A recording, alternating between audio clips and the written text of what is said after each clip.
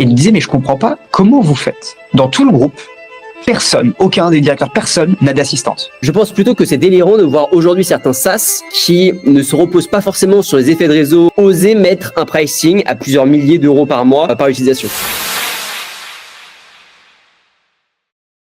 Luc, dans l'actualité récente, il y a quelques semaines, une startup qu'à mon avis, peu de gens connaissent, qui s'appelle Odoo, a annoncé une levée de fonds gigantesque, si je ne dis pas de bêtises, 500 millions. Si je ne dis pas de bêtises non plus, sur une valo plus ou moins aux alentours des 5 milliards.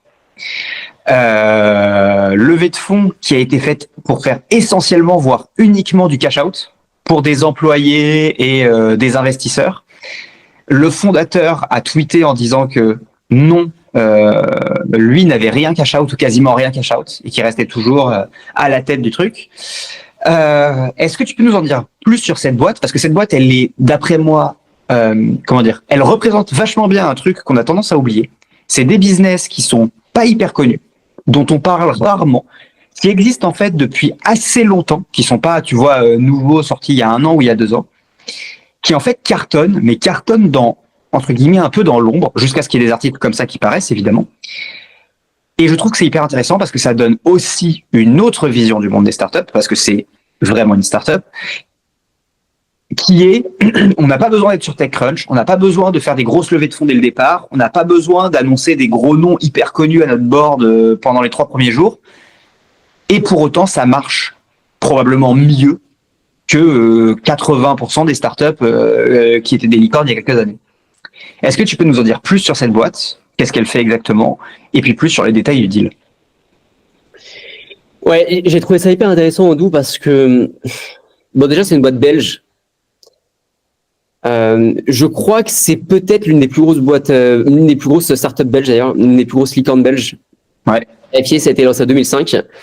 Donc déjà, la première remarque, c'est ok, une boîte qui a été lancée en 2005 et qui aujourd'hui vaut 5 milliards. Je trouve ça quand même très stylé. Il y a à une époque, à une ère de l'immédiateté, c'est quand même hyper intéressant de voir que il faut quand même attendre quelques temps avant de réellement construire de beaux projets. On en reparlait l'autre fois aussi, mais voilà. Et je pense qu'il faut accepter le temps long.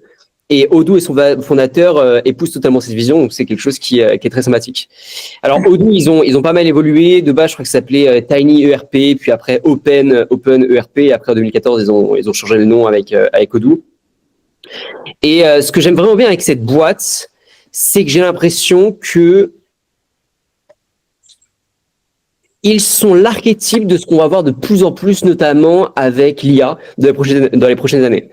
C'est-à-dire qu'ils proposent un panel d'outils, en gros, absolument tous les outils dont peuvent avoir besoin les entreprises, de la comptabilité, du site internet, du CRM, etc., etc. Je crois qu'il y en a une quinzaine, une vingtaine. Ouais. Et les prix commencent à 19 € par mois, avec un accès à tout.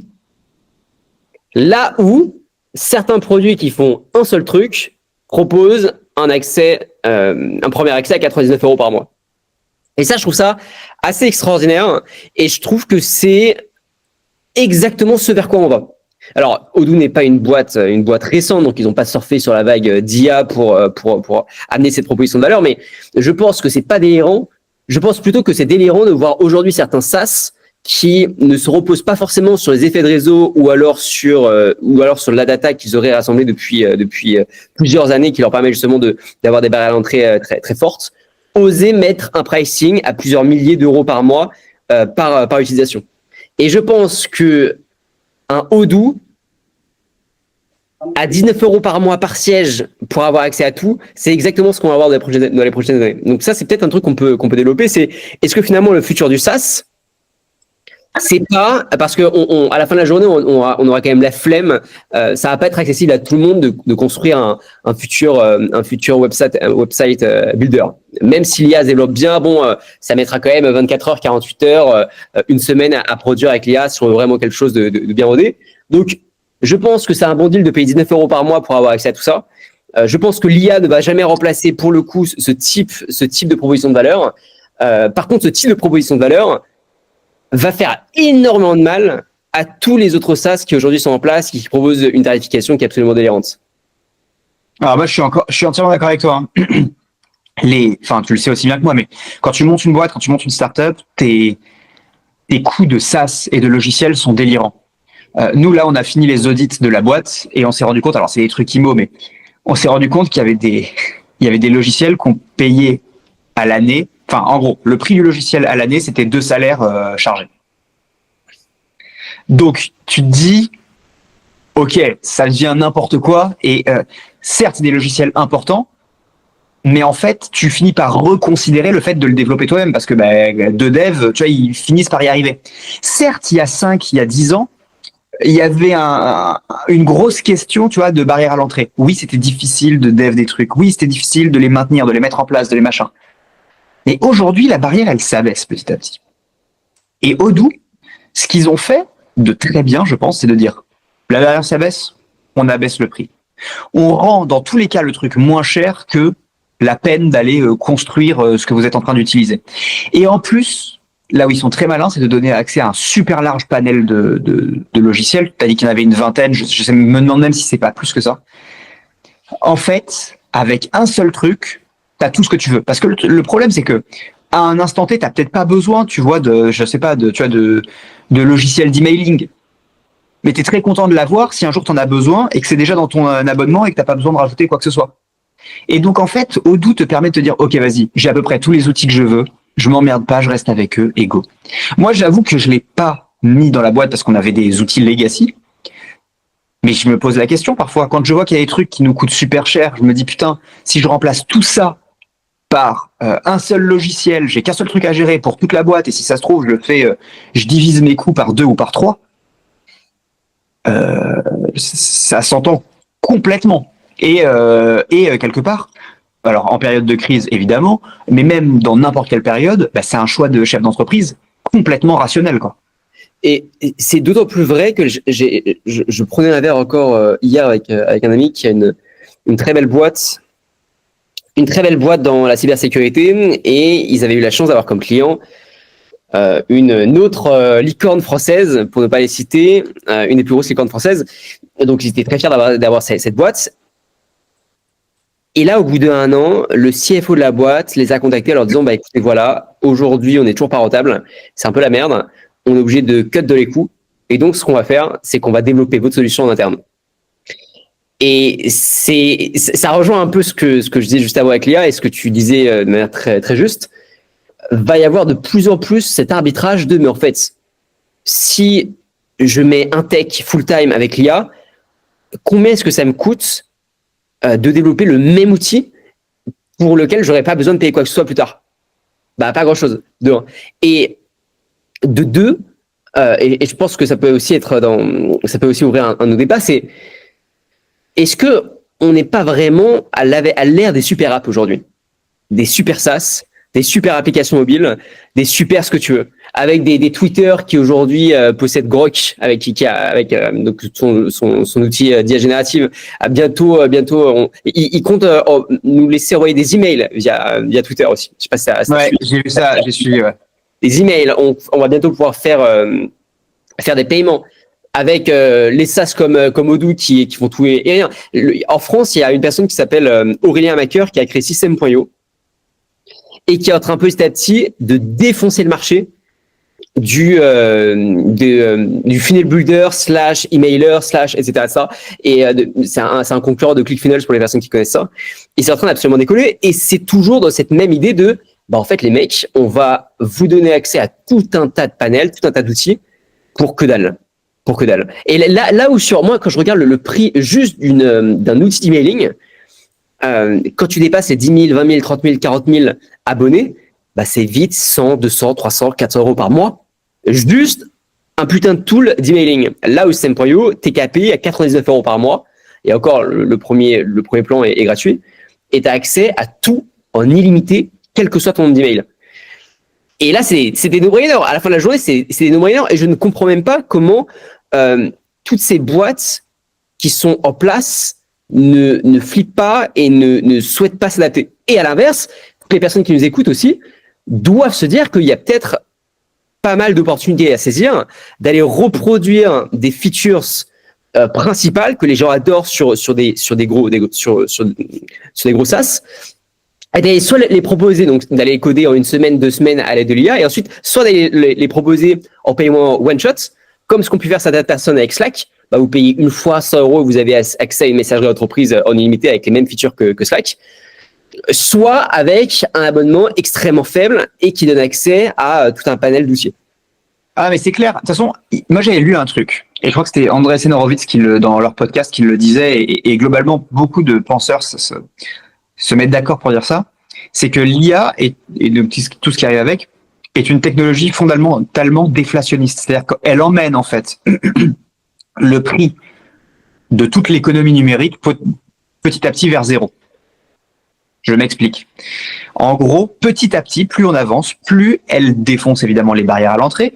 Et donc, plus les coûts de compute deviennent faibles, parce qu'évidemment, quand on dit oui, mais OpenAI, il y a des coûts de compute complètement délirants, ça va faire exploser le marché. Oui, sauf que comme tout s'améliore en même temps, les coûts de compute pour faire une tâche d'il y a 2 ans, en fait, au regard de ce que ça coûte maintenant de faire la même tâche, c'est moins cher.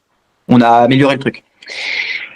Je mets de côté les coûts d'électricité qui ont pu un peu foutre le bordel dans cette théorie parce que à cause des guerres, des machins, des trucs. Mais sinon, globalement, on emmène le coût de compute vers le coût d'un mot produit, comme ils disent, ou d'une interaction produite. On l'emmène petit à petit vers zéro. Et donc, évidemment, les SaaS qui sont surstaffés, parce que les boîtes ont été construites au milieu des années 2010, à une époque où tu devais recruter plein de mecs. Les mecs qui n'ont pas pris ce changement et qui n'ont pas adapté cette nouvelle manière de construire des boîtes, paradoxalement, ils ont un temps de retard. C'est-à-dire qu'en fait, ce qu'on est en train de dire maintenant, c'est que les start-upers du milieu des années 2010 ont un temps de retard, là où eux nous expliquaient que les chefs d'entreprise des années 80 avaient un temps de retard sur les start-upers. Le truc est allé tellement vite. Stratégiquement, je pense qu'on a changé la manière de monter des boîtes. C'est pas grand chose, hein, ça ressemble toujours à la même chose. Ça a toujours le même type de website, ça lève toujours avec des VC. On n'a pas changé fondamentalement l'aspect du truc pour plein de gens. Mais dans la manière de prendre des décisions, moi aujourd'hui, je vois énormément de gens, énormément de founders qui me disent j'ai plus de salariés. On est 4, 5. Oui, Ou j'ai plus que des freelances. L'autre jour, je parlais avec une agence. Donc, tu vois, on est loin théoriquement de la startup. Et je parlais avec plusieurs agences, en fait. On a été une soirée avec plusieurs agences. Et il y a des agences qui me disaient, bah, nous, on a 30 personnes, on fait 3 millions de chiffre d'affaires. Putain, c'est dur. Et il y en a un autre qui me dit, bah, moi, je fais 1 million de chiffre d'affaires, j'ai plus personne. Je me mets 60 000 dans la poche tous les mois. Pourquoi? Bah, j'ai tout automatisé avec l'IA. J'ai des freelances, ils sont de l'autre côté de la planète. Personne n'a rien vu. Et en fait, si tu veux, on est en train de changer. Et les deux, ils ont moins de 10 ans d'écart, hein, en âge, si tu veux. Il y en a un qui doit avoir 22, l'autre 29, tu vois, ou 30. Et donc. C'est une agence de quoi? Le mec qui a réussi à tout déléguer et automatiser? Vidéo, enfin, agence de com. Ok. Et ce qui est monstrueux, c'est qu'on a changé la manière de concevoir et de créer des boîtes. Et donc, on a fait tomber les barrières à l'entrée, on a amené le coût de produits proche de zéro. Et donc, encore une fois, les SaaS, je reprends mon idée de base, mais les SaaS surstaffés, toutes les boîtes surstaffées construites comme ça, vont souffrir par rapport à des boîtes super lean et super efficaces. Et pour la première fois dans le monde des startups, à mon avis, super rentable. Parce qu'en fait, une startup, si tu dégommes la moitié, allons pas dans les extrêmes, mais ne serait-ce que la moitié des coûts de personnel, mais toutes les startups de la vallée, elles seraient rentables, en fait. Je veux dire, si tu enlevais la moitié des gens, Airbnb aurait été rentable 3 fois plus vite. Et donc là, on se retrouve, à mon avis, dans un cas de figure inouï, où petit à petit, ces boîtes deviennent méga rentables. Ah, il y a toujours des boîtes où ce sera pas le cas. Tu as des boîtes dans le nucléaire, machin, ça va être plus compliqué parce que c'est de la vraie R&D, et donc ça répond à d'autres critères, c'est des moonshots, bon, très bien. Mais aujourd'hui, sur l'économie numérique, pour moi, un très bon founder, indépendamment du fait qu'il lève de l'argent ou quoi, parce que ça, c'est un autre sujet. Après, il le claque en pub pour aller plus vite en croissance, c'est autre chose. Mais un très bon founder, c'est un founder qui me dit, à la fin, on fait 1 milliard et on est 8. Pour moi, c'est lui le crack. C'est pas le mec qui me dit, ouais, je vais monter une boîte de 700 personnes ou de 2000 ou 3000 ou je sais pas combien certains ont pu monter. Tu vois.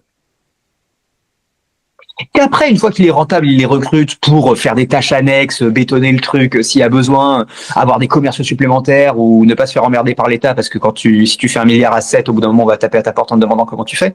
Mais autrement que des choix stratégiques, à mon avis, à mon avis, petit à petit, on va amener le nombre de personnes recrutées proche de zéro. Pour un grand paquet de tâches. Tout ce qui ne nécessite pas de l'humain, c'est-à-dire tout ce qui n'est pas du commercial, tout ce qui n'est pas, tu vois, du RH, parce que les gens, ils aiment être accueillis encore par quelqu'un, et ainsi de suite. Mais voilà.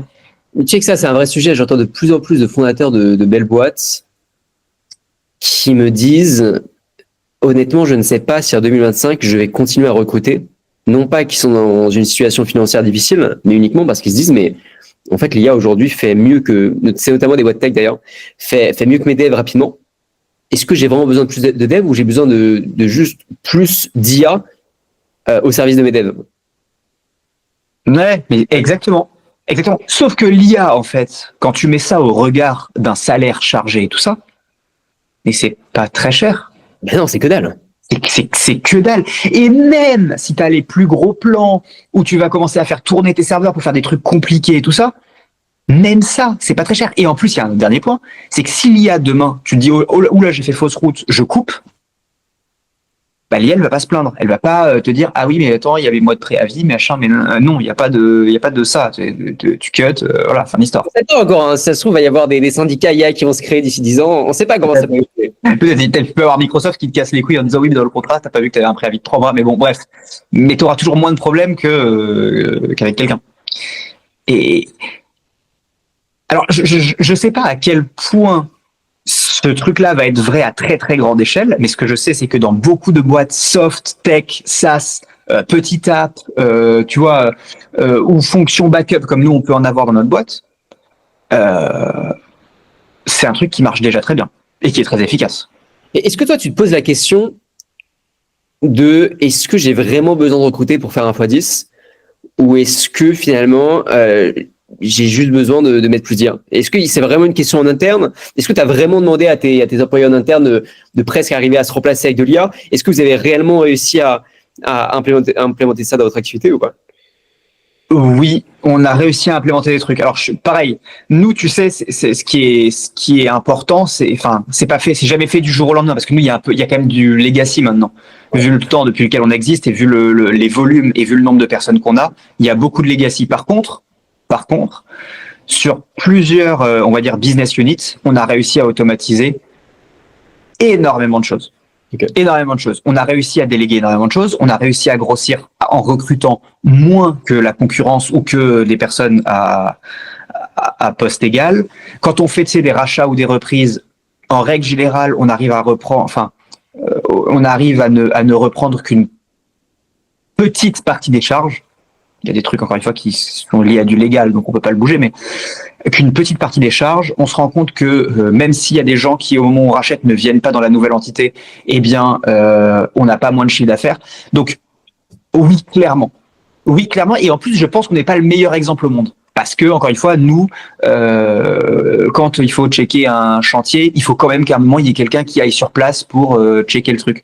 Alors, certes, il y a des freelances et des trucs comme ça, mais pour autant, on doit quand même avoir certains salariés qui le font de manière où on est sûr que, tu vois, ils n'ont pas de conflit d'intérêts, de trucs comme ça. Donc, mais à part ça, évidemment.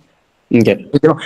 L'autre jour, on était dans un cadre où on intègre une nouvelle boîte qu'on rachète via une méthode un peu différente, une sorte de fusion avec une de nos entités. Enfin bref, anyway, mais on discutait avec le PDG de l'autre entité qui nous rejoint du coup et qui va bosser avec nous. Le mec est top.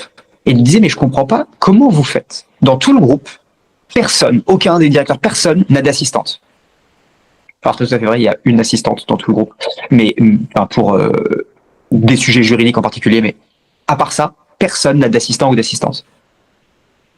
Il me dit, mais est-ce que c'est un point stratégique? Est-ce qu'il n'y en a pas besoin et tout ça?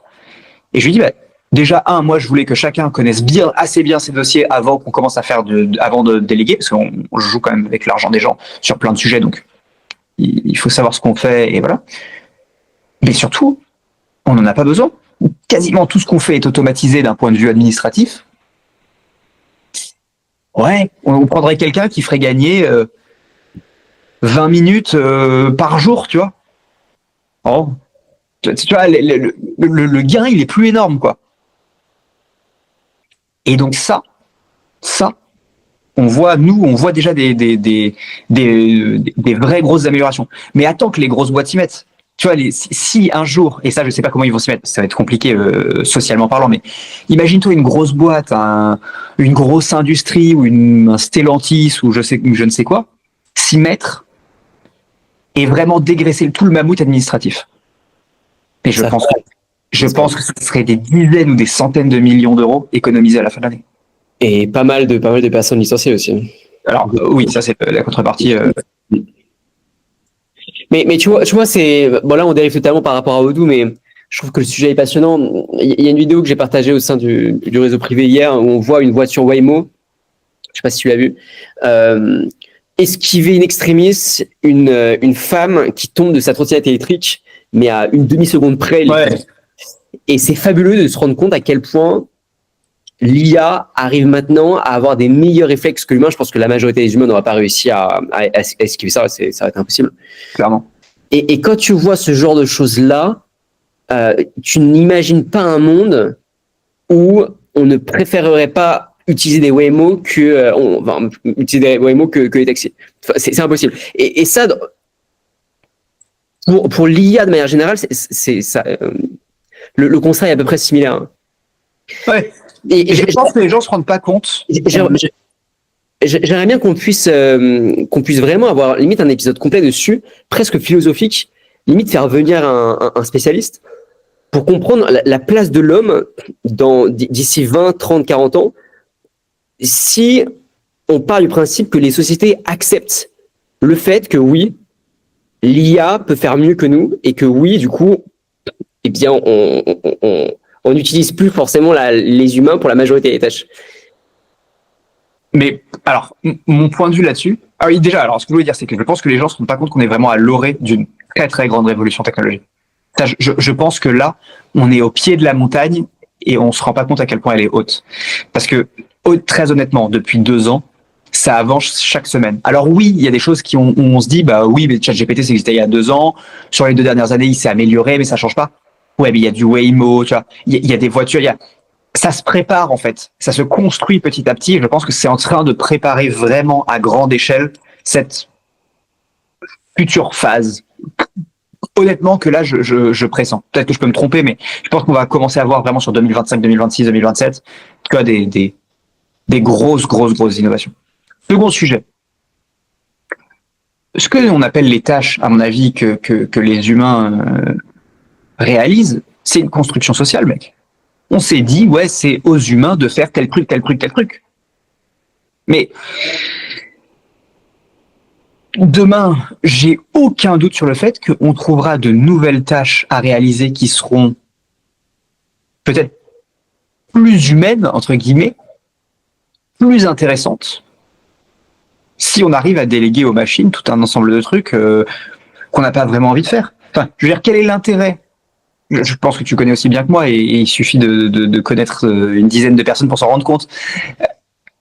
Beaucoup de gens disent qu'ils vont au boulot juste pour manger, pour avoir un salaire à la fin du mois, et ils ne sont absolument pas intéressés par ce qu'ils font. Nous, on a la chance de vivre dans des écosystèmes où les gens sont assez intéressés par leur boulot et sont des entrepreneurs, machin. Mais on a tous nos potes de promo, on sait très bien qu'il y en a peut-être un quart qui déteste ce qu'il fait. On en a un autre quart qui aime bien, mais s'il pouvait ne rien faire, il serait content. Et allez, je suis hyper optimiste, il y a la moitié qui sont relativement contents de ce qu'ils font. Ouais, t'es optimiste. Je suis hyper optimiste, parce que maintenant, si les gens, en tout cas la moitié qui n'aime pas faire ce qu'elle fait, on le fait à ta place, et dans tous les cas, la croissance économique soutiendra le fait que tu es payé et que tu vives bien, je vois pas pourquoi les gens gueuleraient. Hein.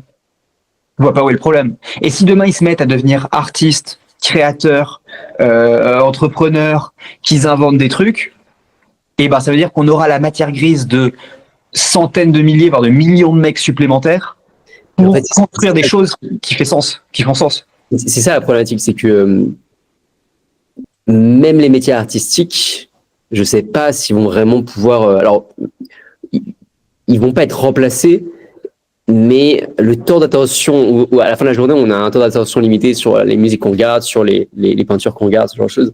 Et ouais. Quand tu vois la qualité des musiques qu'arrive à générer Suno, une app de génération de musique, c'est redoutable.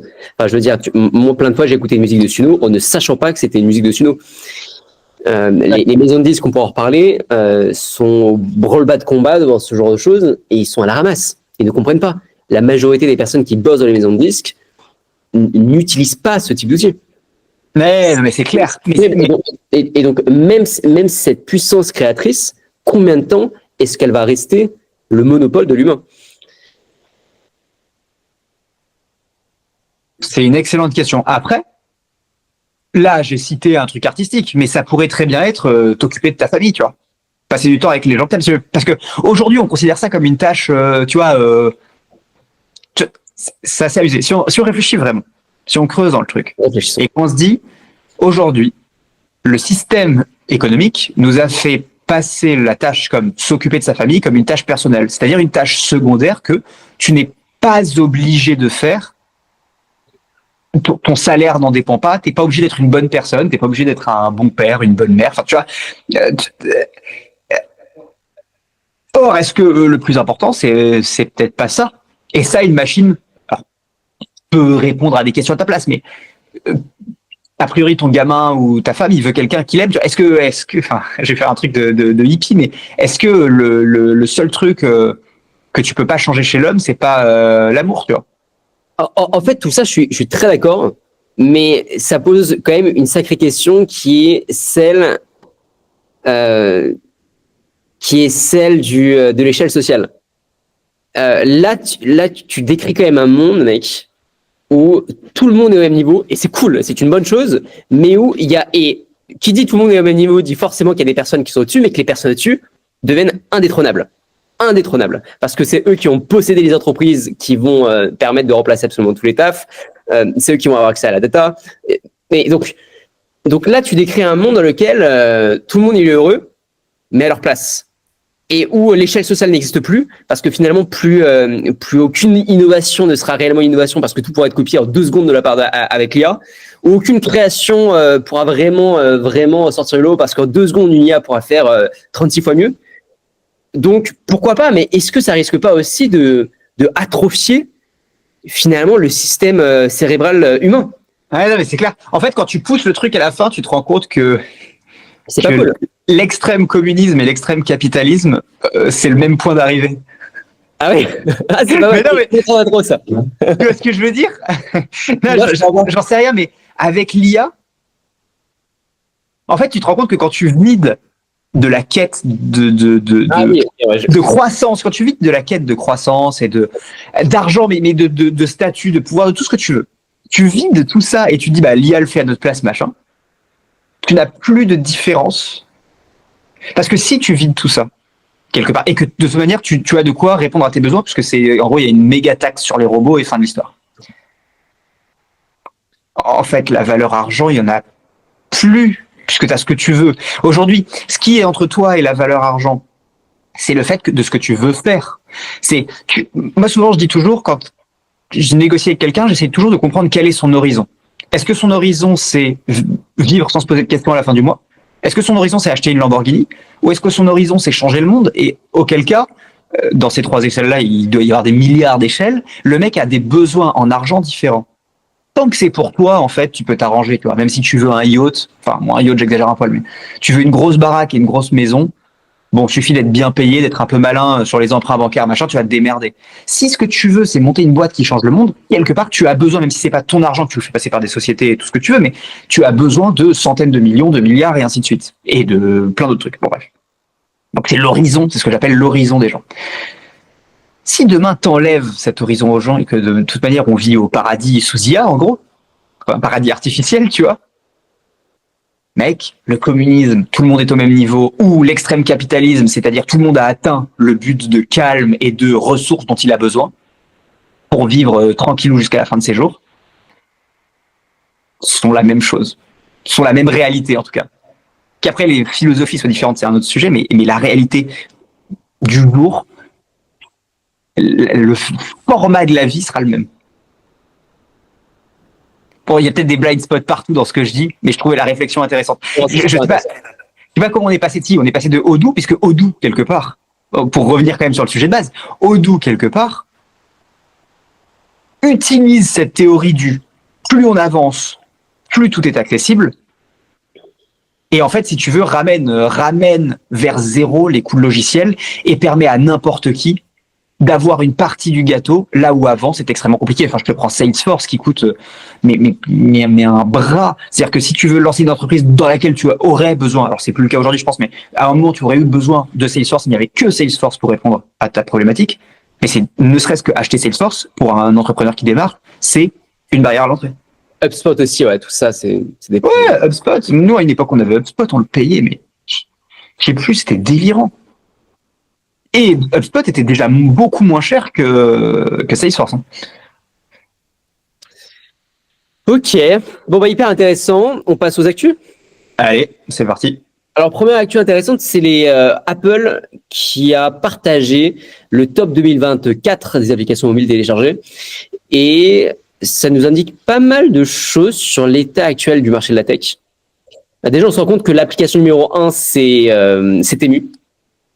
Donc ça a confirmé sa première position dans le classement 2024, notamment grâce à des prix très bas. L'interface est très engageante aussi. Je ne sais pas à quel point les États-Unis vont accepter que Temu continue à opérer chez eux. On voit ce que ça donne aujourd'hui avec TikTok. Mais aujourd'hui, en tout cas, en ce moment, c'est la Chine qui l'emporte sur le classement Apple Store 2024. On voit que Meta est assez en difficulté. Il y a Threads qui est en deuxième position, sachant que, à mon avis, les chiffres sont quand même assez truqués vu que toutes les personnes qui avaient un compte Instagram ont eu un compte Thread. Donc forcément, ça a très certainement incité davantage de personnes à télécharger l'application Thread. Donc je suis assez curieux de voir en 2025, mais déjà je pense que Thread ne sera pas un next big shit en 2025 et je pense qu'il ne sera peut-être plus dans le classement top 10 des meilleures applications téléchargées en 2025. Mais sinon, tu as Instagram quand même qui est en 6e position, WhatsApp 7e, Facebook 13e. On n'est plus dans le top 3 maintenant. Meta n'est quand même plus dans le top 3. Ouais, mais alors attends, il faut préciser la stat. Est-ce que la stat, c'est les téléchargements? Ouais. Auquel... Les plus ouais, mais dans ce cas-là, il faut il faut le minorer parce que moi, par exemple, cette année, j'ai pas téléchargé Instagram. Pour autant, c'est une de mes applications les plus utilisées. Tu vois ce que je veux dire? Mais comme je l'ai téléchargé il y a 8 ans, eh ben, ça fait 8 ans que je compte pas dans le classement. Donc, le fait qu'il soit 6e après tout ce temps, je trouve quand même que c'est assez fort. C'est vrai.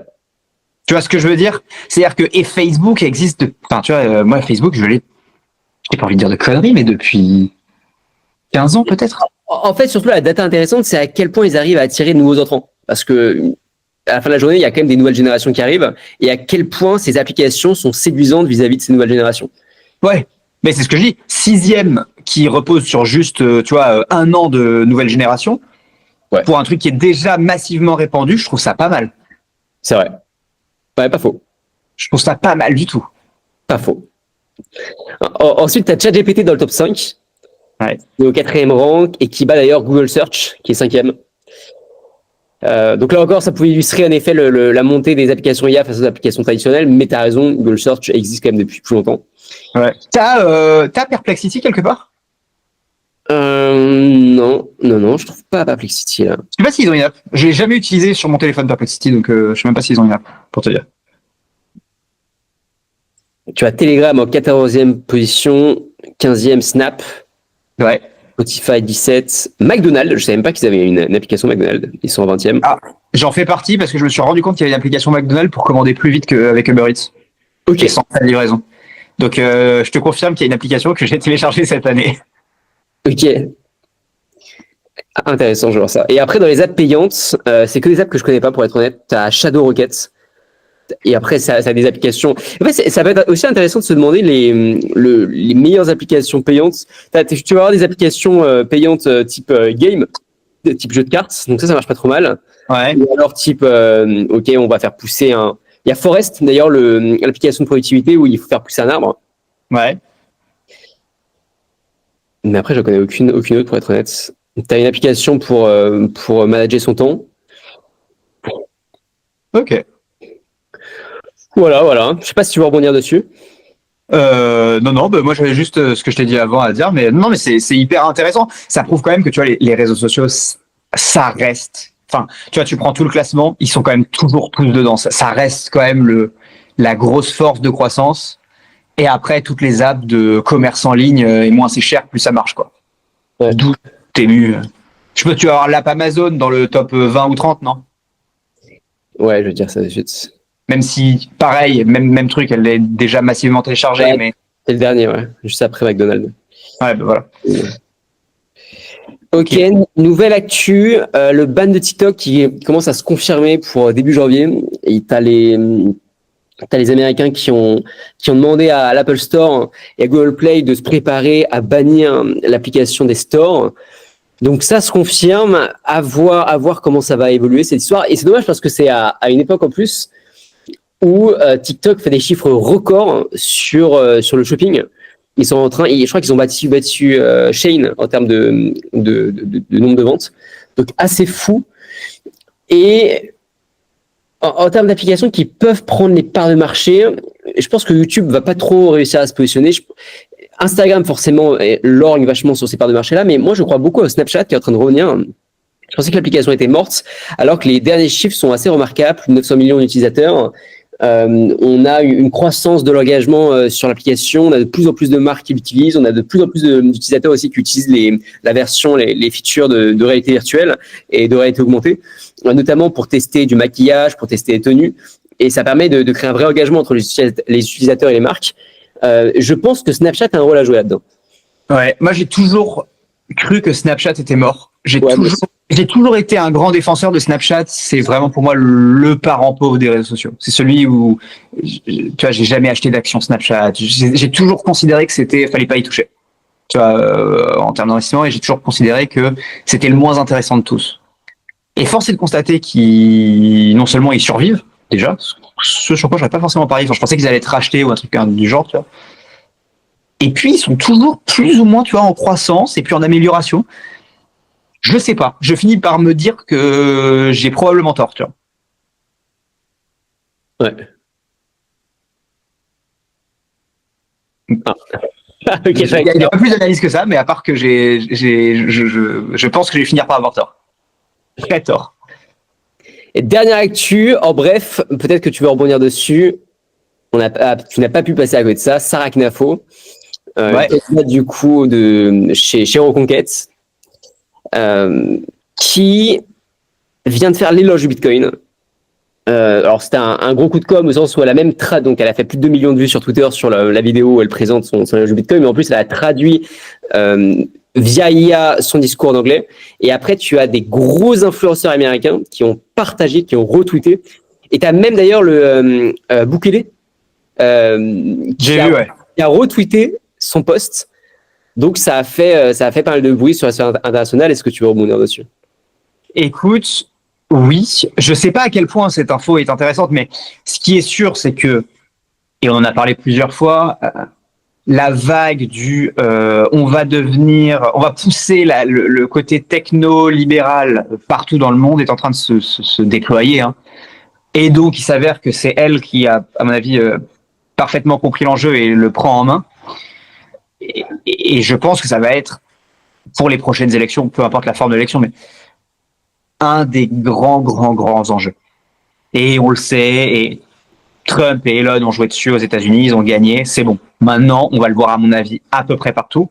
Je pense que c'est rationnel en plus, hein, mais on va le voir à peu près partout et ça va être un argument. Maintenant, la question, c'est quand Elon Musk le fait, tu te dis, ok, je sais qu'il comprend la tech et voilà. Sarah Knafo, je sais pas ce qu'elle vaut niveau tech, je sais pas quelle est sa compréhension du sujet. Est-ce que c'est juste pour faire du marketing ou est-ce qu'elle a un vrai plan concernant Bitcoin et concernant la tech en général derrière? Ça, je sais pas. Mais ce qui est sûr et ce qui est intéressant, c'est que on voit que ça devient un argument important et on voit qu'on peut plus passer à côté de la sphère tech de manière générale, que tu mettes dedans l'IA, le Bitcoin, tout ce que tu veux, tu peux plus passer à côté et que c'est un des débats les plus importants en termes de société, quoi. Dans une interview récente, elle aurait déclaré avoir découvert Bitcoin en 2017 et avoir commencé à en acheter en 2020.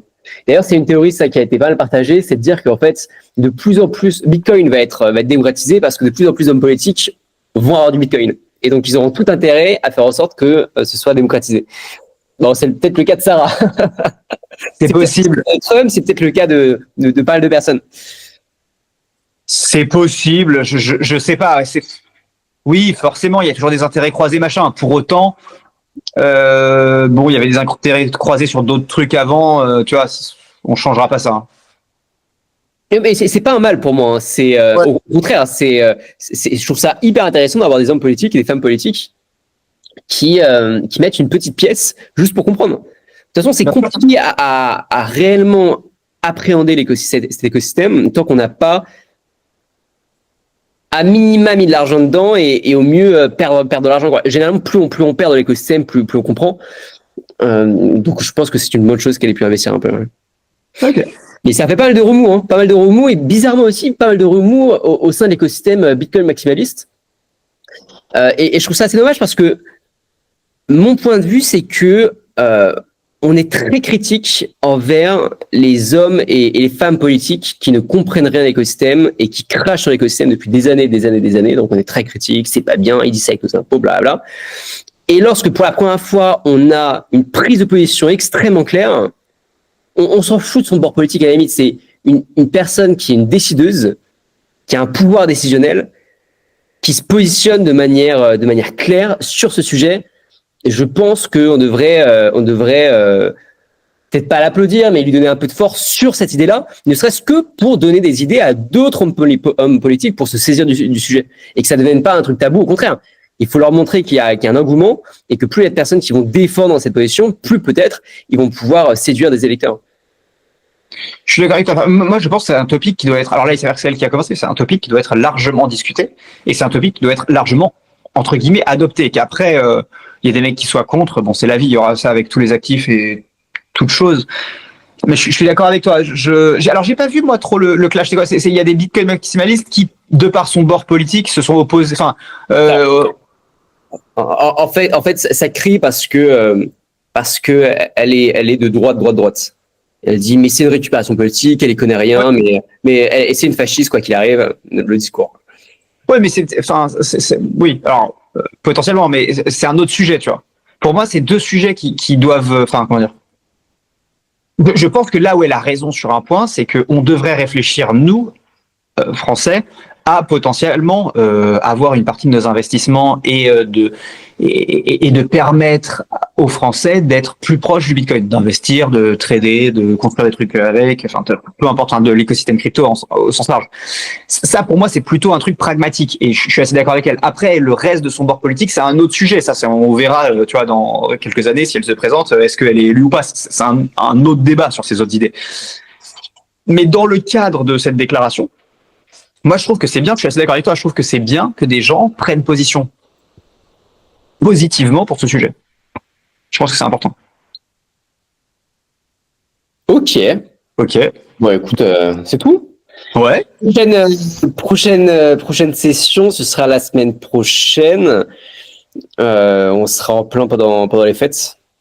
Ouais. On va voir si on peut pas faire un épisode spécial. Peut-être nos bonnes résolutions pour l'année 2025, nos enseignements de l'année 2024. Je pense que ça peut être intéressant de faire un brief sur ça. Ouais, très bien, ça me va. Bah écoutez, à la semaine prochaine alors. À plus.